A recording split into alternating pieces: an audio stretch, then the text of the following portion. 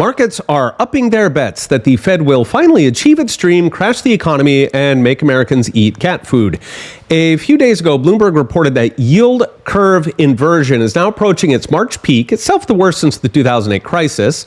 This means bond traders are upping their bets that, as Bloomberg put it, the Federal Reserve will steer the U.S. economy into recession.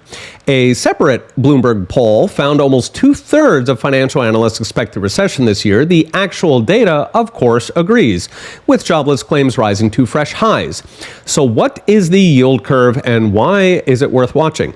The yield curve is a gold standard on Wall Street to predict recessions. It is pretty simple. Just draw a graph that traces out the interest rates on government bonds by length and connect the dots. So you've got 3-month bonds, 1-year bonds, 5-year, all the way up to 30 years. What matters is the shape. A normal yield curve looks like a hill, starting at today's rates and then gradually rising.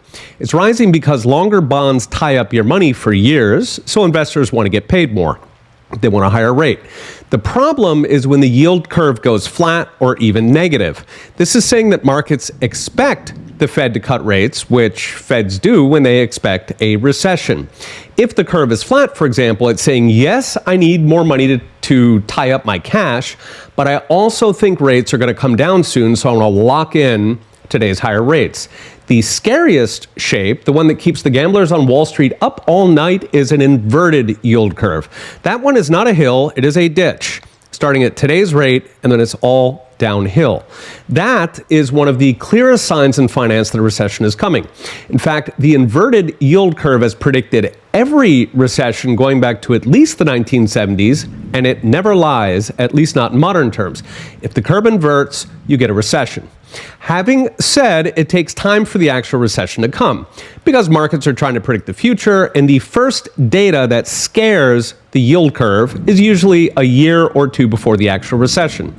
So where are we now? The yield curve went flat in March of 2022, right before the Fed started their very first hike.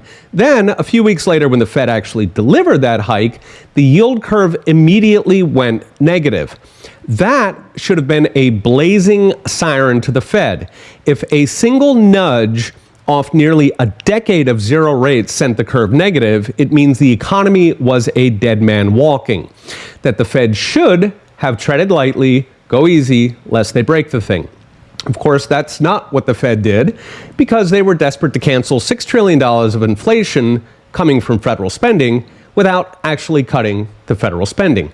So they ignored the curve, instead launching the most savage rate hikes in 50 years that have already canceled millions of open jobs, thousands of bankruptcies, and a fresh crop of failed banks with every quarterly earnings report. All that with the yield curve ticking away day by day, telling us we have not even seen the crash yet. Okay, we'll be watching. See you next time.